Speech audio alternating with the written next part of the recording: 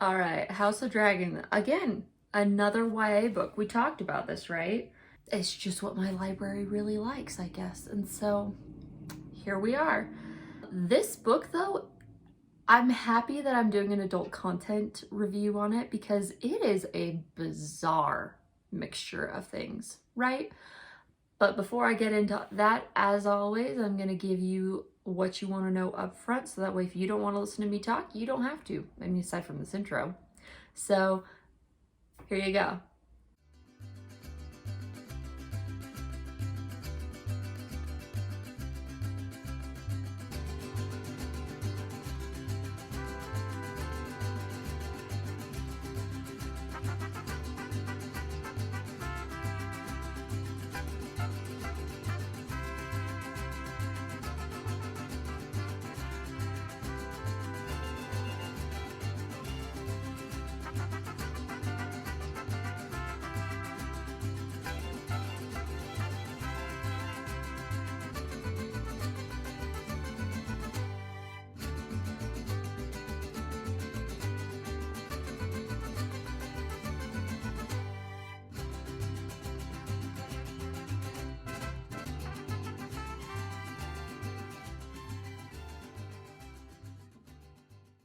All right, so you can kind of see what I'm talking about. For a young adult book, this has a surprising amount of adult content. Now, for language, I'm going to say that it's explicit. However, there are no, and I have to put an asterisk with this, complete F-bombs. There is the beginning of an F-bomb, but there aren't any complete ones in the book. That being said, it has a lot of swearing. Like, especially for young adult, it's got a lot of swearing. So it's explicit, but depending on what your threshold is for profanity, you might put it at a moderate. Or hey, you might even put it at a mild. You'd be like, oh, that's what I say at church on Sunday, so you do you, buckaroo. And then intense or frightening scenes. There are plenty in this book. There are lots of disturbing scenarios that we go through and situations. You know, you have really neglectful or abusive parents, you know, whether that be because they're afraid of their own children, they don't like their own children, or because they're like, oh, well, it's all for the cause, dear. And, you know, they're over here trying to forge their child into some killing machine, you know, and it's pretty disturbing. There's also, I mean, there's animal abuse, there's animal death, there's murder, there's all sorts of weird stuff going on. And then another thing too is a lot of these characters are very much haunted by their actions in the past. And so, and I think you learn this early on, so I don't feel it's, I mean, it's like a teeny tiny spoiler, but you figure it out or you hear about it really quickly. But these people, they'll see almost like ghosts of their past that just haunt them everywhere they go. And I don't know if those are literal ghosts or if they're figurative, but they're kind of there. And these ghosts can sometimes have very disturbing appearances. So just keep that in mind. Now, when it comes to violence or gore, I'm definitely going to put this at explicit because, I mean, goodness gracious, there is, whenever there is violence or gore, it's not shied away from. It is described. You know, like if there's dead animals or if there's someone dying or whatever, they're going to tell you about it in pretty decent detail. I mean, to give you an idea, I think the gore in this, I would say it went beyond what you would see in something like Stormlight. And Stormlight is, you know, I mean, it is epic fantasy. It's undoubtedly adult fantasy. This was much gorier than that. And I know not everyone's read Stormlight, so it might be a poor comparison, but they're right next to each other, so I can't help it. And also it's just, Sanderson's so well known, I figure maybe that'll be helpful comparison for you guys. But yeah, the thing that got me though is, so you have the animal cruelty and death, but also you have human beings that are tortured. And I don't just mean tortured and then killed or whatever. I mean, like, we have a live vivisection described to us. that obviously is a little bit spoilery, like, you know, it's not something that's revealed until later in the story, but I feel like that's something you need to know going into this, because good heavens, like, it was horrifying. Like, I started reading it and I was just like, oh my gosh, I think I literally covered my mouth because I was just shocked. I was just... Now, for sex and nudity, this is a weird one, right? I'm going to put it at moderate, kinda, tentatively, because none of the characters really are having sex or anything like that. That's not really a thing. The most you get with characters is I think there's one scene where some characters make out, and then like a couple of kiss scenes. That's it. That's all. But on the sidelines, you've got a lot of side characters who are doing some things. So one of the characters, he tends to make a lot of crass comments. I'm going to give you one example because it just... I feel like context kind of matters in how things are delivered. Because, you know, you read the content warning I give at the beginning where it says like, oh, there's like a crass reference to a man ejaculating. And it's like, The exact context is like this kid saying like, yeah, I bet my dad didn't think this when he squirted me out. What? Sir, this is a Wendy's. The only squirt we have here is the soda. On a more sad note, there's also a lot of sexual assault and a lot of illegitimate children and people who are very much hurt by a specific character's actions. And whenever we see him on screen, I mean, you can just count on him being a lecherous old toad, right? And I'm just going to tell you who the character is just so that you have that warning if you go into this story, so that you know, like, hey, so if anytime I see this character, chances of him doing something horrible, pretty high. And that is Ajax's dad, Lord Tiber, I believe. So if you see him, run. He's just a creep and the worst. But yeah, none of like the main characters engage in like really sex or anything like that. The most you get is some crushes and then some kisses. That's about it. And I think maybe you get a handhold. There you go. There's your spice. You get a little bit of this. Ooh.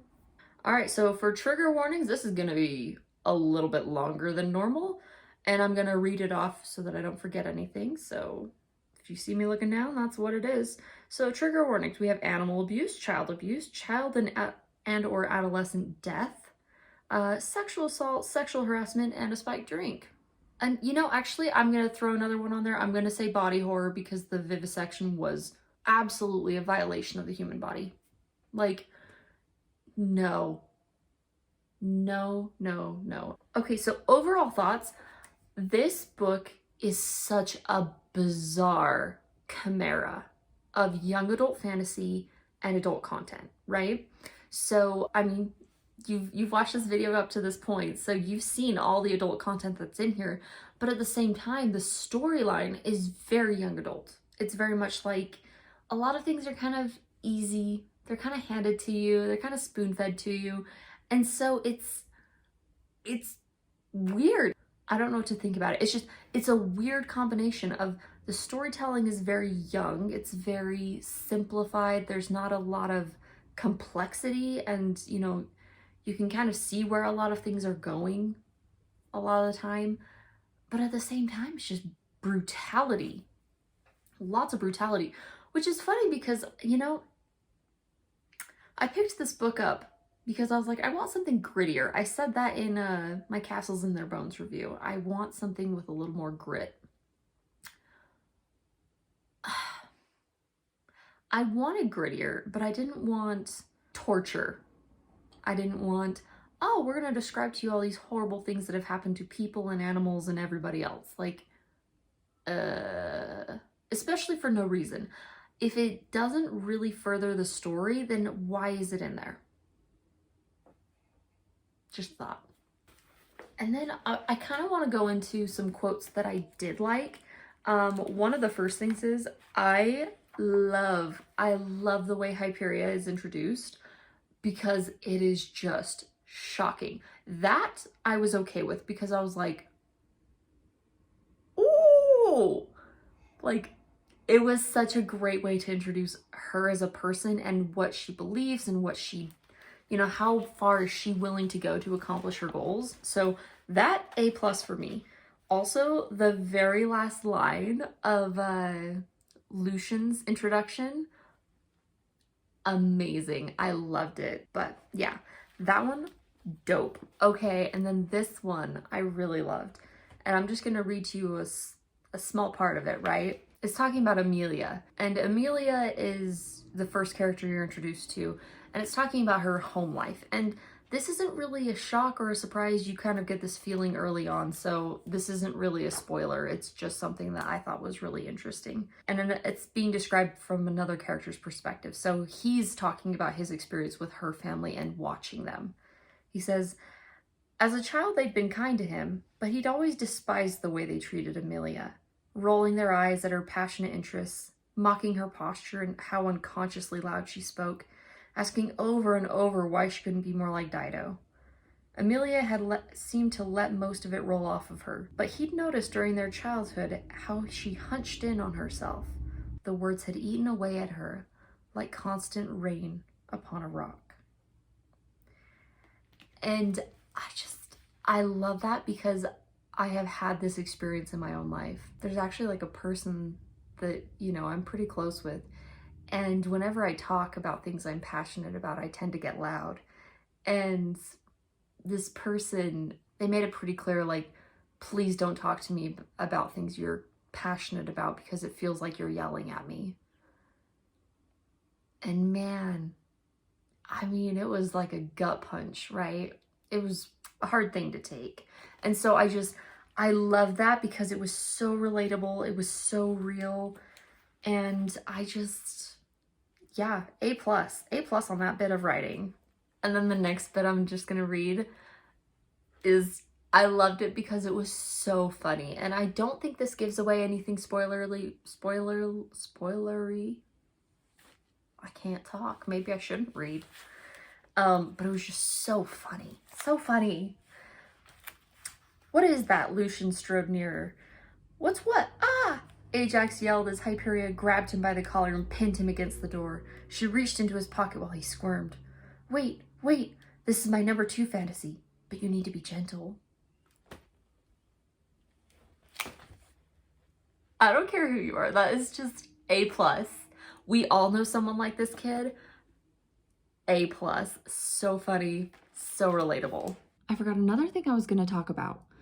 So it's a commentary on imperialism, really, and colonialism, I would say too. It is so good. I really did like that. And I'll just read one teeny tiny part where it says, and no one cares when they take us, because why would they? We belong to them from the day we're born. They tell us how to run our lives and then have us die for them, and then write letters saying how sorry they are that we're dead. Only we can't even read how sorry they are, because no one thinks it's a good idea for us to read. Oh, and then it continues on a little bit. So what are we left with? Not enough. They ask more of us when they have less. And why? Because someone put a flag in our village or something. A lot of people attempt to make commentaries on imperialism and colonialism, and sometimes they aren't very successful. This one felt very successful, so I have to give the author kudos for that. And now, I normally like to end on a high note, but on this one, we're gonna shake things up a little bit. We're not gonna end on a high note. There is one thing about this story that I did not like.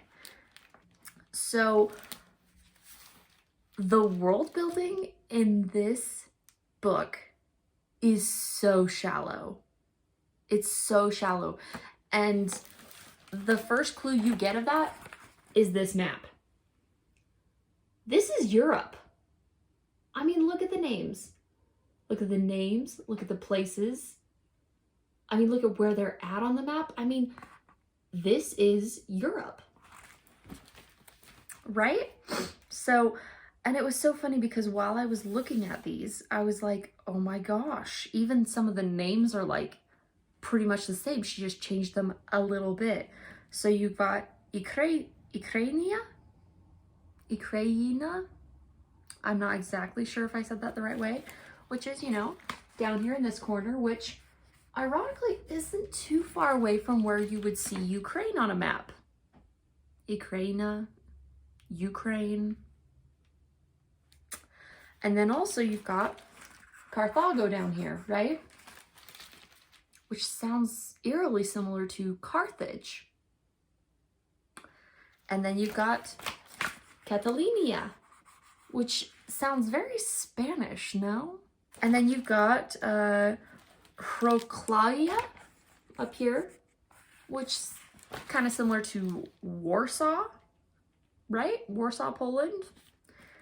And there's so many things like that. Oh, but probably one of the number one things is you've got Delphos, which Delphi. I think it's pronounced Delphi, but whenever I read it, I read Delphi.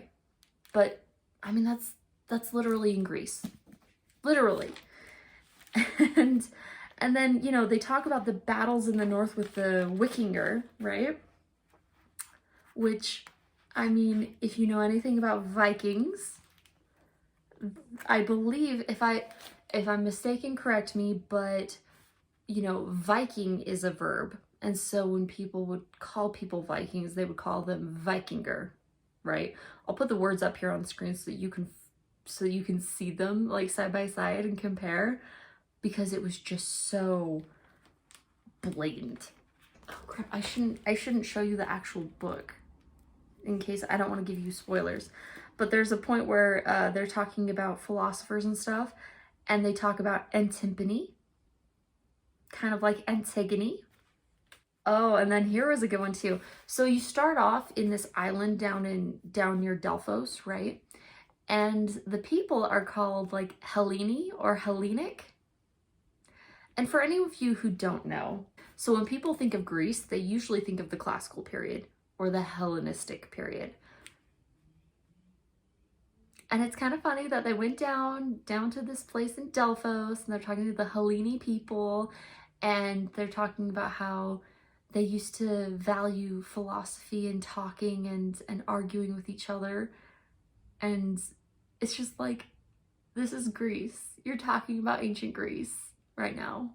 And then this is not a world building thing. This is something that is independent of that, right? But there were multiple times you would have a moment where one of the characters would think, oh, clever boy. And it was just those two words, clever boy, smart girl. And that's okay. But you should make it the same character every time who says that, because it's normal to have phrases that you repeat a lot or that are common in your vernacular. It's not so common to see all of these characters share that. So it was kind of like this, almost like an inconsistency that the author lets sneak in there, and it threw things off. So yeah, I mean, a lot of the things I could forgive in this series, but the fact that this was just our world with a thin veneer pulled over it was annoying. It was like, this is our world, it's just reskinned. It is kind of like it's kind of like playing an Assassin's Creed game. If you've played one, you've played most of them, because they just reskin them and re-release them, which is fine. I love Assassin's Creed, but it doesn't work in books. The plotline was very light. The adult content was very heavy, and the world building was barely there and could not support the story that it was trying to tell. It's too bad. I mean, overall, it was an all right book. It was an all right read. I think there's a lot of people who probably would actually enjoy this story, but for me, it was just a no. There's not enough substance going on, and there's certainly not enough substance to support why there's so much violence and why there's so much just trauma. Just so much trauma going on, right? I'm glad that I read it, if only so I could tell you what's in it. It was funny, when I grabbed this book at the library, my husband was like, oh, is that like a Game of Thrones book? And it's funny because it kind of looks very much like it is, but no, it's kind of like a YA Game of Thrones wannabe. Oh, that was cold. I'm so sorry. That was very rude. I'm sorry. But also not sorry. Anyway, whatever you're picking up, happy reading.